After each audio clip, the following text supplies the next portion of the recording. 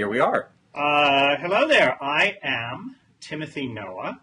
I am a senior editor, which is a fancy term for writer, at the New Republic magazine, where I write the TRB column and where I blog. I am also the author of The Great Divergence, this fine book. I'm now, you can't see it, I'm actually holding it up shamelessly. It looks wonderful. A book about income inequality, America's growing inequality crisis, and what we can do about it, available at fine bookstores everywhere, and some not so fine. Anyway, that's me. All right, very good. And my name is Joshua Trevino. I am the Vice President for External Relations at the Texas Public Policy Foundation. I am a noted right-wing extremist in the extreme right-wing state, and I think that this will, I'm the author of nothing except for a Twitter feed that occasionally gets me into trouble. So with that being said, Tim, I think you and I probably have somewhat different views of the debate, but I don't know that we disagree necessarily on how it's scored. So I think maybe we start with that. Who won? I think anybody we will win? probably agree on that. I think that I thought it was pretty close, I have to say, as opposed to the first debate where Romney was the clear winner. I think Obama won, but it was not. He did not defeat Romney as soundly as Romney defeated him in the first debate. I think that's fair. It was the most joyless exercise I've seen since Das Boot. It was this horribly grim contest of two somewhat thin-skinned individuals, each who obviously detest the other, trying to out-alpha one another, and it was just a very bizarre sight. Mutual dislike. Actually, I think their mutual dislike gives it a little fizz. There's no play acting here. They really don't like each other. It's not an exciting dislike. It's a very unpleasant dislike. It's not the sort of rousing Scottish clansman's disdain for the neighboring clan that gets the blood up and inspires you to a cause. It's mutual it's sort of a grim, unpleasant thing. The way I would describe. Yes, that's exactly right. I don't want to be in a room with either one of them talking about the it just seems bad. On the scoring. First of all, I tend to agree. I think the immediate post-debate poll numbers, in as much as we can trust them, bear that out. I do think Obama won, not by a lot. It was a narrow win. It was not a dominating win. But what's interesting to me, and I'd love your take on this. So for a second, let's treat the numbers as if they're real, which we won't really know until 2 or 3 days down the road. But assuming that CNN in particular did a reasonably good job of assessing the effect of the debate, it showed a net Obama victory overall. But then when you looked at the issue segmentation, economy, healthcare, etc., Romney won all of those with the exception of foreign policy. In foreign policy, he only lost by 2 points, which, frankly, I thought he botched that section of it. But what's your take on that? Why did we get this division where Obama wins the general, but on the specifics he appears to lose? I cannot account for it at all, and I cannot account for, in particular, the fact that I've now heard a couple of times. I don't know this firsthand, but I have heard a couple of times that the polls show that Romney won on the economy, which fairly blows my mind, because I thought that was where Obama really put Romney away, particularly at the end when Romney blundered into inviting Obama to talk about his 47% disquisition.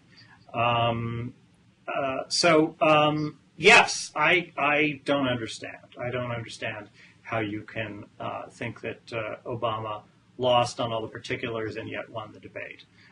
Maybe people just didn't like that Romney was working the ref and being, the first debate, Romney's kind of energetic qualities seemed to be serving him very well because it created a great contrast with Obama, who seemed to be kind of sluggish. Perhaps, and I emphasize perhaps, on the second go-round, Romney's aggressiveness irritated voters.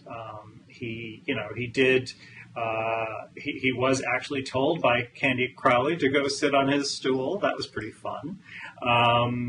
Maybe people were siding with Candy Crowley and thinking he was not behaving himself. I don't know. You know, I'm glad you brought that up. It's interesting to me that neither of the candidates appeared to change their approach to the moderator, in last night's debate. Now, Candy was markedly different. She was obviously determined to not be Jim Laird, so to speak, by Mitt. But Mitt continued his the same approach, which worked out very well, we have to admit, in Denver, of trying to steamroll the moderator. And Obama, this is what's interesting to me, the president did the exact same thing they did with Laird. He continually appealed to the ref. Now, with Laird, it didn't work because Laird was basically ineffectual. Crowley, though, it worked. I mean, she intervened on his behalf and arguably gave him preferential treatment in some respect. I mean, he ended up with 4 minutes of extra speaking time than Mitt did. So, you know, when we get to Monday in the foreign policy debate, and we'll talk about that shortly, I really wonder whether or not you're going to see the same phenomenon with Schieffer. I don't think the president has incentive to change at this point, but I wonder if Mitt's going to change.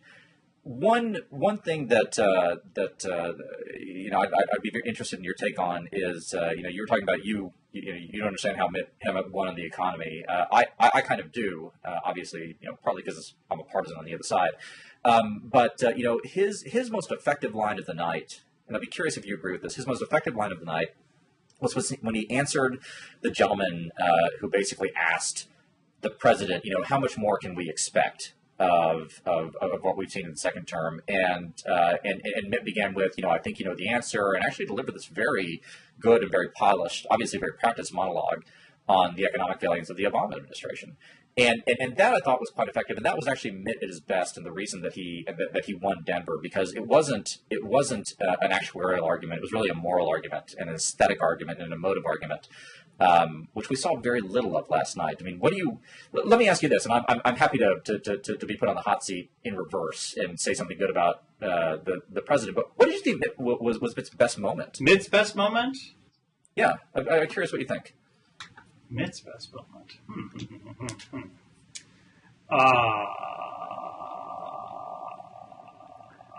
I know he had them. It's not that I don't believe he had them. I do remember once or twice thinking he's right about that. That was good, but what were they? It's possible that my liberal brain has suppressed. I've suppressed these memories because they were so traumatic to me. I can't. I'm not asking for areas where you agreed with that. No, I know. What did you think seriously, I'm having trouble remembering. I mean, sort of Mitt's always on good. He's always on good, solid ground when he's talking about how the economy stinks, because of course the economy does stink, and the guy who's president of the United States right now is Barack Obama. But I can't remember any. The particulars are eluding me. Okay, no, that's fair enough. Well, in the interest of fairness, I will tell you where I thought the president did well. On 2 counts, and I would rank them co-equal. The first was his parrying of Mitt's attempt to be Socratic with him. There were 3 times, as I recall. I could be wrong about this, but there were several times in the debate where Mitt turned to the president and asked him some sort of leading question. Did you do this? You know, there was one on drilling, and the one on his pensions. He said, "Have you looked at your pensions?" Oh, yes, that was a great one. And the president, so you remember that. Yeah, so my pension's not as big as yours. Now the substantive point that Mitt was making was entirely accurate. It's almost impossible for anybody with a reasonable investment portfolio to not have something overseas related. So that was one effective thing that the president did. The other thing that was, in fairness, Romney doesn't just, you know, it's not like he's investing in some mutual fund that happens to have some overseas holdings. He's very aggressively pursuing an overseas investment strategy. He's playing in a whole different ballpark from whatever Obama's playing in. That is absolutely true. Nevertheless, that was not the contention that the president was making. The contention that the president was making was that well, you invest overseas in, I believe it was Chinese corporations that manufacture things, which is you know, on its face an absurdist line of critique. It's cheap populism from whatever side it's coming from. So he's countering Romney's cheap populism on China. I would argue. Well, I actually agree with you on that. I think the whole China is a meanie argument is I mean, unless we're talking about the Senkaku Islands, it's not. No, I think he's not trying to. Maybe I'm wrong, but I don't think he's trying to show that Romney is uneval. Is evil for investing in China. I think he's trying to show that Romney's a hypocrite for making China the bad guy. No, well, I actually don't agree with that. I mean, the president, very unfortunately to my mind, has been known to, and his team have been known to recently utter phrases like economic patriotism and question the American values of anybody who actually dares to participate in the global economy. And that's just, and again, that's ridiculous from whatever side it's coming from. I mean, that's not how global capitalism works, and that's not how the world economy works. And if we want to go back to Smoot-Hawley, then that's a whole different ballgame. Not that we're going to, but anyway. So that's one thing. The other thing where I thought the president did very well was actually on the Libya front, and I was shocked by it. And I think this is something that we ought to discuss because it leads into what's happening in the next debate. Libya is something where the president is actually very weak on, really through the own actions and inactions of his administration in the weeks since the Benghazi attack. They've done almost everything possible to botch their own narrative on it. And I was stunned, impressed in a grim, unhappy way, but impressed nonetheless, that the president was able to muster the righteous indignation that he did over Libya, shocked, like Captain Renault shocked, that anyone would politicize the issue. And then, claiming some kind of moral high ground on it and doing it successfully. What did you think of that moment? I mean, that was just a masterpiece of chutzpah. I have to say I have a broader problem with all discussion of foreign policy in both presidential debates so far and the vice presidential debate for that matter, which is I sort of feel as though all discussion of foreign policy is a waste of time because substantively the two candidates are not very far apart. The only significant difference between them is the quantity of bluster.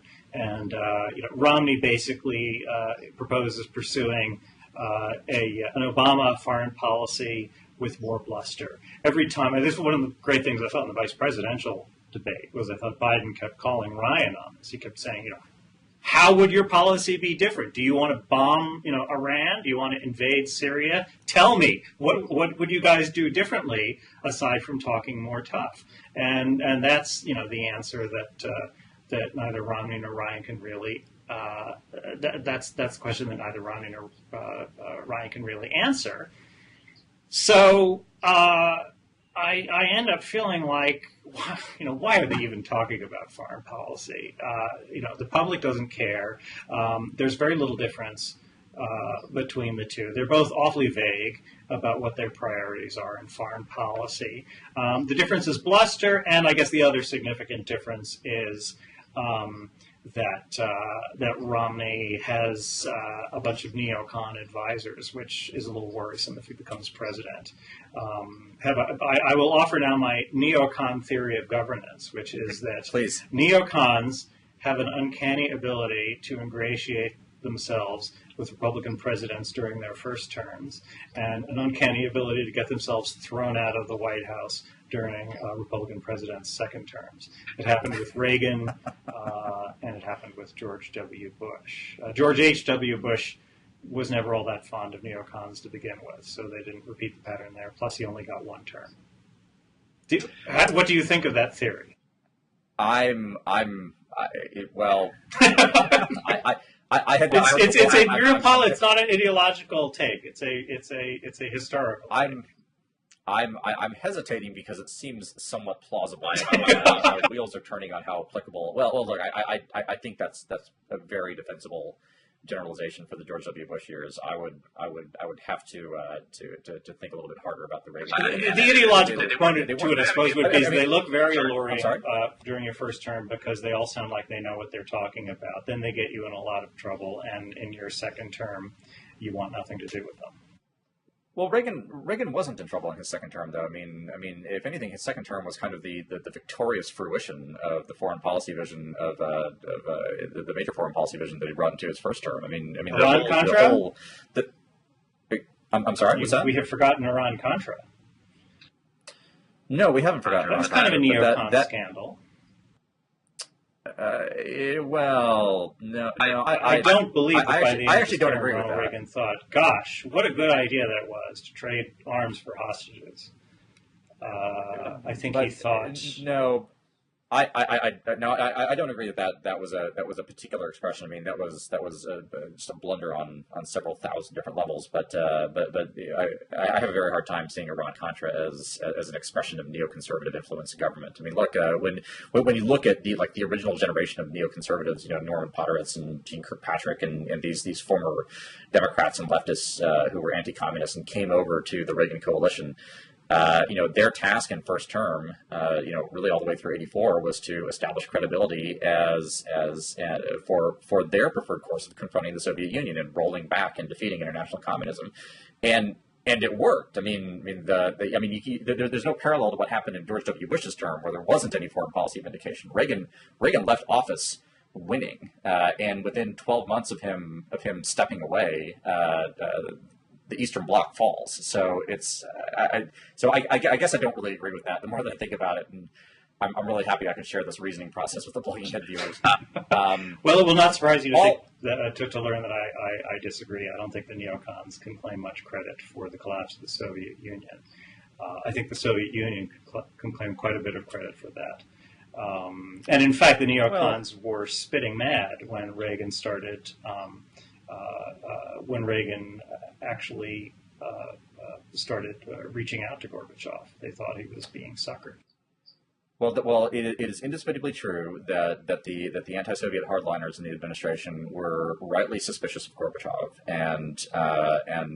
but look, I mean, we have to look back, and I'm sure this is not the conversation Song wanted us to have, so we'll get back to the debate in a second. But it wasn't an indefensible position given the weight of history in the preceding 4 decades, everything that had come before, to be deeply suspicious of somebody like Mikhail Gorbachev, because we'd seen it before. We'd seen thaws in the 1950s under people like under Khrushchev, really. And we saw how that turned out. It turned out with the Cuban Missile Crisis, and it turned out with the Berlin Wall. So I don't think that's entirely unreasonable. It's not like the neocons came in and they were discredited. The neocons came in, they started the change on our side that led to the series of events, which interplayed with events in the Soviet Union that ended the Cold War, and I think they deserve great credit for that. Now, if I may turn this a little bit back to the debates, so I agree with you actually that Romney has a lot of neocon advisors. I'm not persuaded, and this is a point that you and I likely agree on more than either of us will want to admit. I do agree that Romney's likely foreign policy, likely national security policy, is going to be in many ways a continuation of what Barack Obama has begun, much of Barack Obama's foreign policy, national security policy, was a continuation of what George W. Bush begun. There's much more continuity in war and peace affairs than either party would like to admit in American governance. I would agree with that with an asterisk, and the asterisk is that Romney is, Romney is not being a man of deep convictions might conceivably be swayed by his neocon aides. I really don't know. The given, which I think you would agree with, is that Romney doesn't really believe in anything in general, and particularly when it comes to foreign affairs. So we can only guess. He may not be that interested in foreign affairs, as we can only guess what he would do in most areas. Although economically, I think his path is a little more predictable, because that's where he is operating from something closer to conviction. Well, his heart doesn't appear to be in it. I think we can agree on that characterization. Foreign policy is not the reason that he's running for president. He's not seeking to advance a particular American role in the world. He may have a vision of one. And in fact, he tried to lay one out of BMI last week, in fact. And the only substantive difference, at least that I saw, aside from tonal differences, from Obama administration policy, is he basically promised to go to war in Syria by proxy, but nevertheless promised to do that. And that struck me as relatively significant. Relatively significant, but possibly not credible. Anyway, sorry, you were... I actually agree with you on that. Yeah, possibly not credible.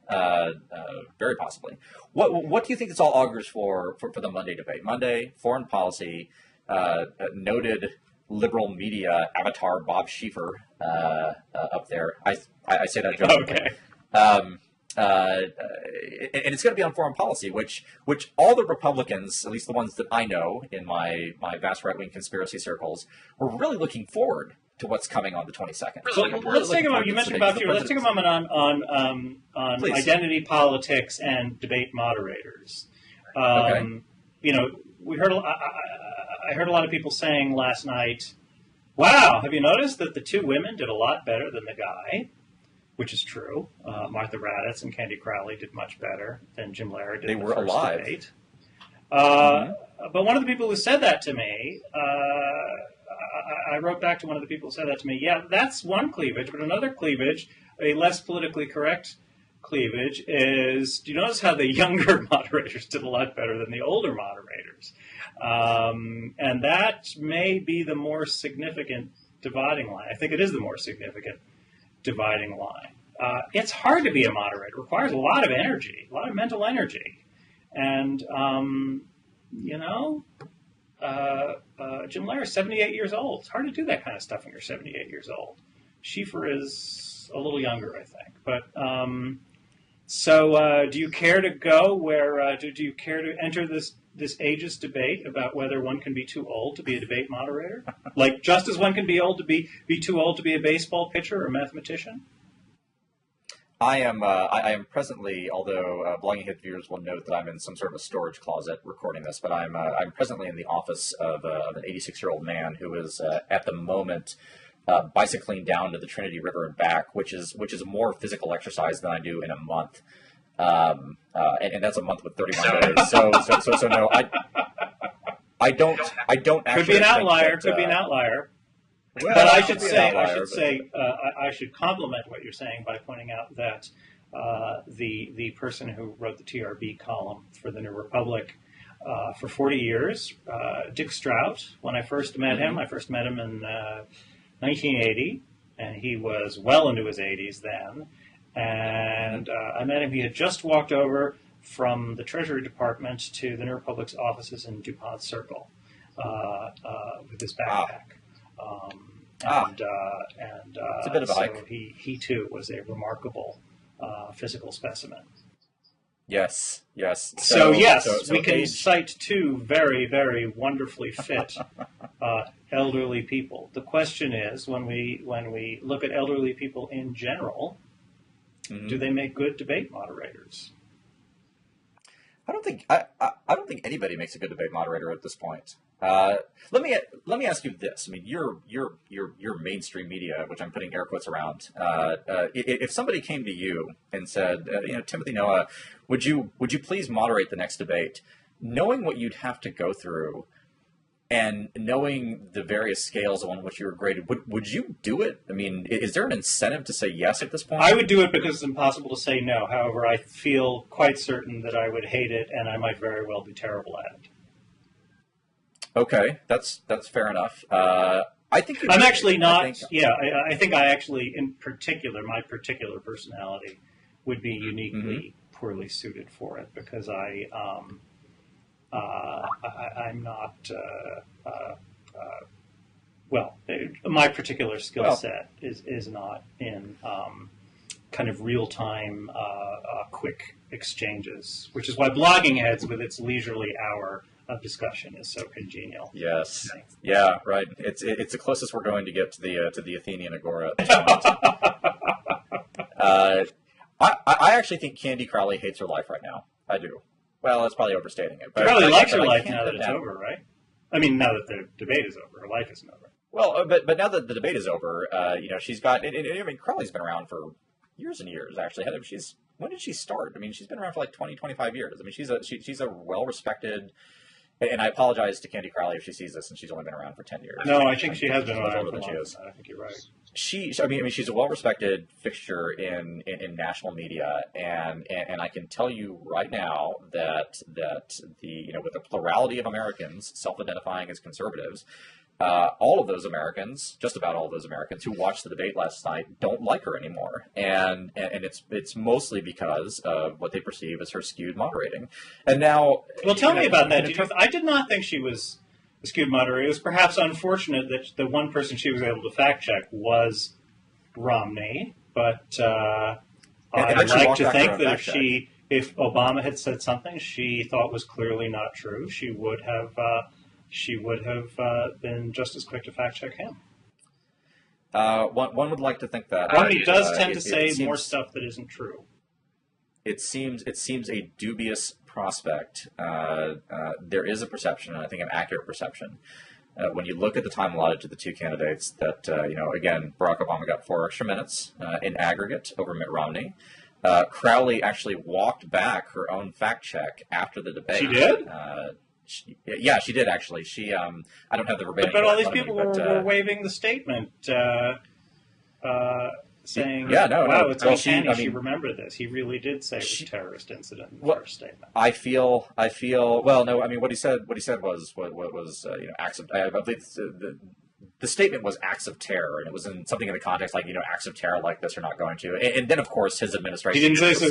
He walked it back because he said terror, not terrorism?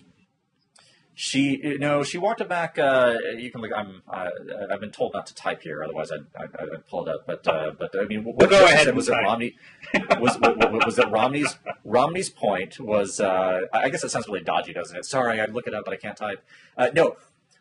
What she said was that Romney was basically correct in the point that he was making, and that she was trying to issue a rhetorical correction. And look, I don't think Crowley did that, by the way, because she's biased and wanted to defend the president. I mean, I don't think that's the case. I think it was a case where she wanted to do a fact check, tried to issue a semantic correction, got caught up in it, and so it looked like Romney lost the point. And then later on, she says, well, no, Romney actually was substantively correct in the point that he was making, which he was.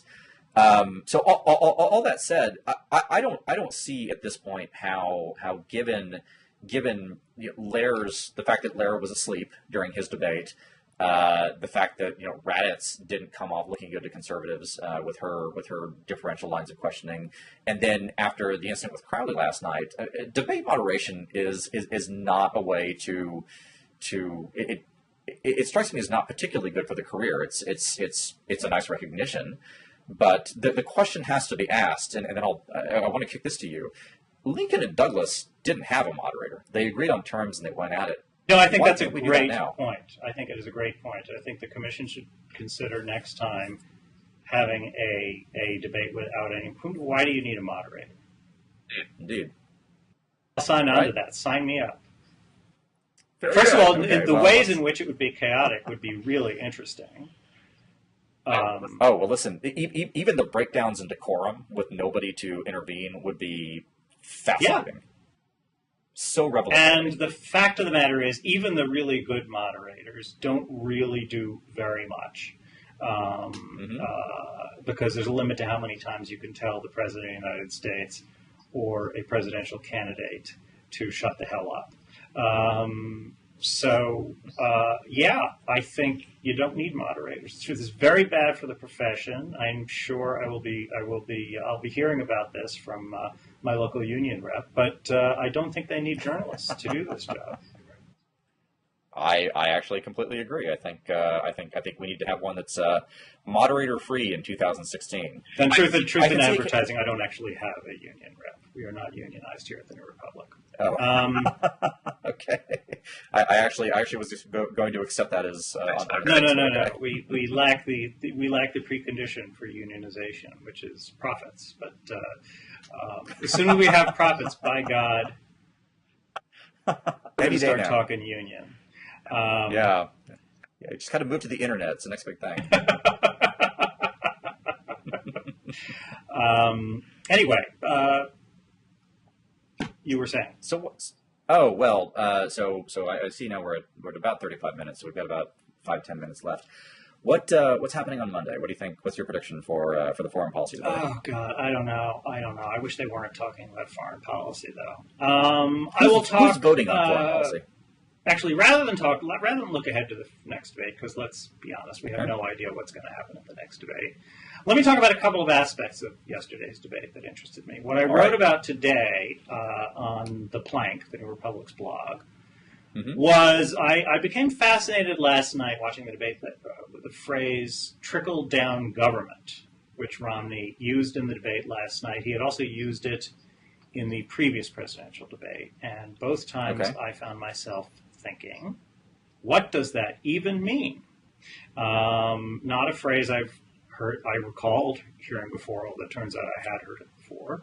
I realized when I did a little research. But doesn't seem to mean anything. Suddenly seems to be a new catchphrase for Romney all of a sudden. He clearly puts a lot of stock in it.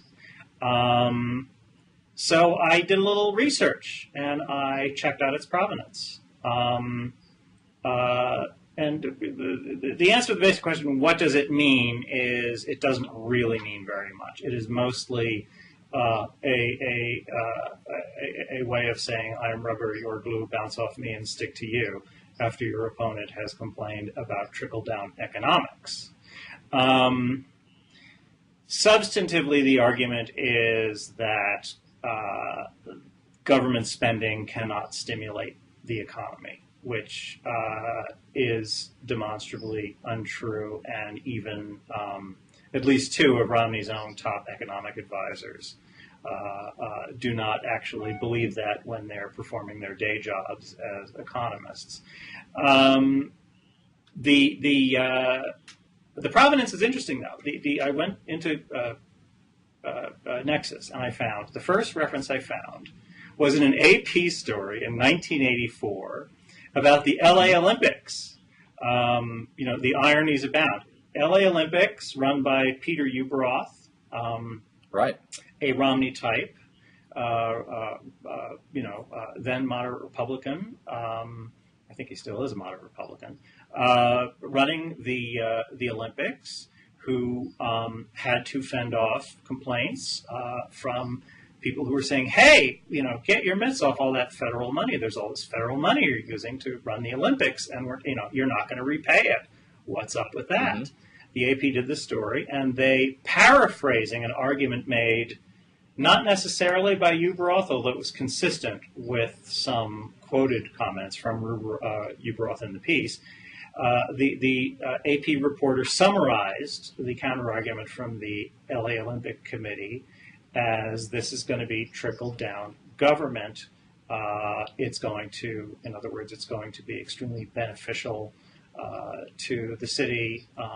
It's going to provide economic stimulus to the city, and so forth. So, the irony, of course, is not only that Ueberroth was a fellow Republican, but also that Romney himself subsequently ran the Winter Olympics in 2002 and committed, I calculated, at least two and a quarter times as much Keynesian stimulus through trickle-down government as Ueberroth did in '84. So the initial in Salt Lake in 2002. Usage of the term makes a hypocrite straight off the bat out of Romney. Another usage of the term I encountered was more pejorative, but the pejorative usage was entirely different. It was describing government devolution, sort of the privatization and passing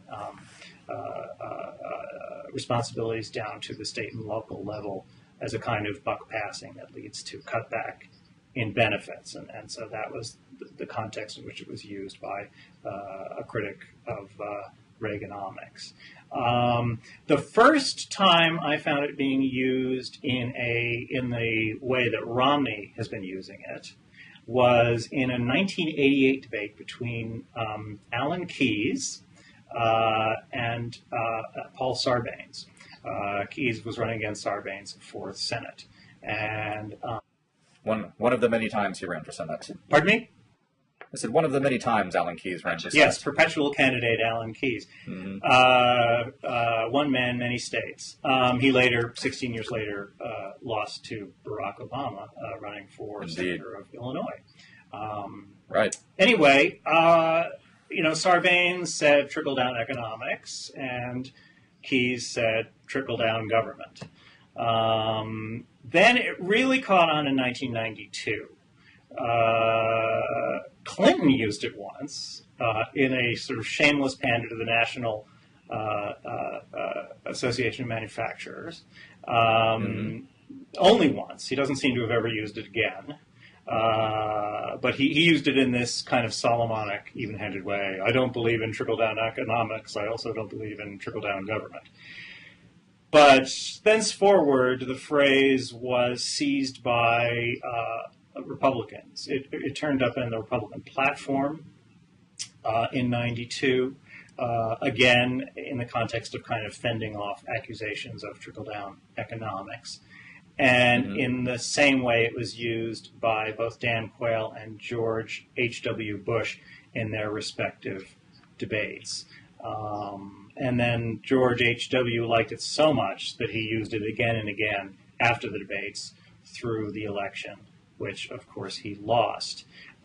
Then the phrase kind of disappears. You see it now and then, but its currency, this great thing about nexus searches. You can do all this sociological analysis in about 15 minutes.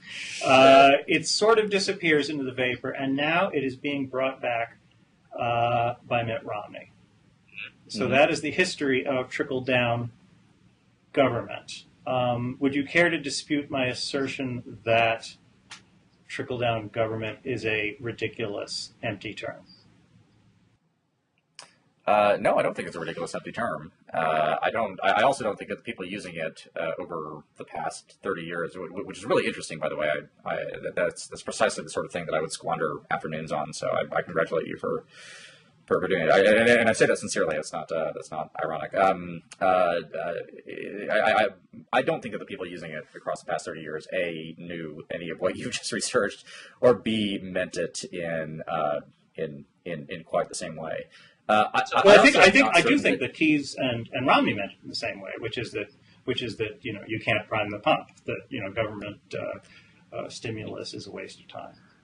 I don't know. Well, I'm not going to speak for Alan Keyes' arguments at any period in history, but with Mitt, I actually don't think that's entirely. I don't think that's an entirely accurate characterization of the argument that he makes. I mean, even taking into account the fact that we are dealing with campaign era Mitt these days, he's not. He's not a pure free marketer. He's definitely not a libertarian in terms of economic policy. I mean, he does believe in some kind of regulatory state, likely a much smaller one than most people on the left and Democrats would like, and also some state that participates in some way in the economy. And so these are not my views, by the way, but I think that's an accurate characterization of Mitt. What do you think he means by trickle down government? Because he's using it a lot. He clearly means something. Well, he doesn't necessarily mean anything by it. I think probably he what he means by it is stop talking about trickle-down economics. But do you have any thoughts about? No, I don't. I don't agree with that. I think what he is saying is because one thing that he does talk a lot about, and I think you have to look at it in the context of his other rhetoric on wealth creation and economic growth. He may in fact believe, although I don't think I've heard him address this, but he may in fact believe that you can, as you say, prime the pump. And actually, that's something that even I agree with. I think, in the context of the Los Angeles Olympics, if you take tax money from other communities in the countries and pour it into LA is going to relatively benefit. And I don't think that's in dispute by any reasonable person.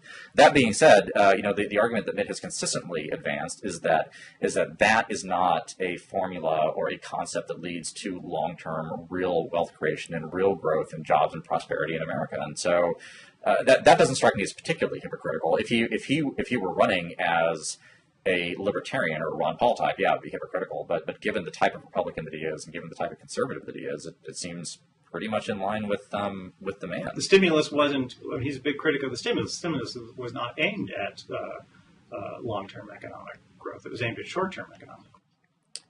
I don't know. I actually would dispute that. That's not entirely accurate. I mean, the White House, of course, made a lot of hay and disseminated that very infamous chart that said, I forget what's unemployment supposed to be right now under the White House scheme. It's like 5.1 or way something like that. Low, so yes. Way lower. So it was. I mean, politically, it was explicitly sold by the White House as the beginning of a long-term solution. Bringing down unemployment in the next few years, I consider that short-term. Getting us out of the recession, short-term, as opposed to giving us 30 years of prosperity. Long. Are we dealing with like Chu and Lai's concept of the long-term? Well, there are certain government investments that do, help you over the long term. In the end, I don't think that but in the million, arguably some components to the stimulus were like electronic records will probably deliver longer term benefits to the economy, but mostly the idea was let's get out of this recession. Well, I think at this point we're arguing over what constitutes long term, and I would hope that you would agree with me, at least in principle, that when the White House, when you're talking about the next presidential term, when numbers come out in early 2009 talking about what's happening at the end of 2012, that's politically actually pretty long term. In fact, it may be the most long term thing outside of defense procurement that the executive branch does. Yeah, I think we are getting into semantic disagreements here, but Romney is a big critic of the stimulus, and he's a big critic of Obama's use of government spending, and he continues to be a big critic of Obamacare, which of course is. Actually, I'd be curious to know: There is the general conservative consensus, it seems to me, is that Romney is really full of it when he says that Romneycare is entirely different from Obamacare. There are a few conservatives who have attempted to argue otherwise, but usually they've sort of floated the arguments and then kind of scurried away. It doesn't seem to me we've seen much in the way of a sustained argument in favor of Romneycare from Romney's supporters. Would you agree? Listen, there's only one man in America who cannot mount a sustained philosophical attack on the fundamentals of Obamacare, and the Republicans nominated him. Right. So remarkable. That's just how it is. A remarkable thing. I was arguing, it's about 3 years ago, that this would keep the Republicans from ever nominating Romney. It seems like kind of a big handicap. It keeps movement conservatives from having coalesced behind him early on. I think that's indisputably true. Is there a feeling among conservatives that now you've got him and he's going to have to repeal it even if he doesn't want to? Well, I don't think just conservatives. I think the entire party, which conservatives are one part of the coalition. That's what they want him to do, but do they believe he will do it? Well, I'll put it this way. I'm thinking right now, I can't think of a single person who thinks that he won't try. I really can't. There are ways to try. He might be if he were clever, what he would do, he would try in a way that he knew he was obviously going to fail at. Well, that is true, and we'll just have to see. We'll have to see. Here's hoping we don't get the chance. Within the bounds, here's hoping we do. But look, so we're now at 48 minutes, so we ought to wrap it up. I would let's give you the last word. Actually, what's your last word on all this? Where do we go from here? We've got how many days do we have left? Not enough. To November 6th. 3 weeks out. 3 weeks out. Yeah, we really should have had the election last month, as far as I'm concerned. When Obama was way up in the polls, or even 2 weeks ago would have worked.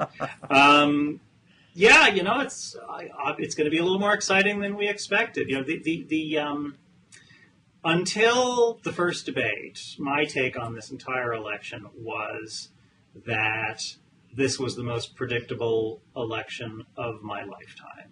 That we went into it thinking Romney's probably going to be the nominee, because by the end of last year it was clear Romney was going to be the nominee. Romney's probably going to be the nominee. And Obama's probably going to win, even though the economy's probably not going to be a whole lot better than it is now. I still think that's probably going to happen, but I feel a lot less confident of that than I did before the first debate. I do find myself trying a little harder to imagine what life would be like under a Romney presidency. It wasn't a prospect that I was very interested in, before a couple of weeks ago, because I felt pretty sure it wasn't going to happen. And can you put a percentage number on it now? No, I never do stuff like that because I don't even know what I'm talking about. But it's obviously a lot closer. And I still think that Obama has the advantage in places where it matters. And, but if it's very, very close, then things that, we thought weren't going to be significant, issues like voter ID might emerge as significant, which would be a shame. I think even you probably think it would be a shame if this election were decided based on something like voter ID. Am I right about that? Well, I have a hard time conceiving of that happening, but I guess stranger things have occurred. Who would have predicted the butterfly ballot? True. But yeah, so I don't have any. I don't have any great predictions. I'm always wrong in my predictions, and so are most other people, I think. But it does seem that in these final days, that what was an overwhelmingly predictable election is for the first time becoming at least a little bit unpredictable. I guess that's where I'll leave it. And you? All right. I will leave it with broad concurrence. I think the election comes down to really a 2-point spread. If that, it's going to be down to 1 or 2 states, perhaps. I think you're going to see, southeastern Ohio or suburban Wisconsin decide who the next president of the United States is. And it reminds me of an old Isaac Asimov short story in which this computer selected the one man who was truly undecided in America and interviewed him and selected the president that way, which is not a bad idea at this point. So with that, I will leave it in the realm of science fiction. And Timothy, thanks for thanks for this excellent conversation. Likewise. Take care. Bye. All right. Bye-bye.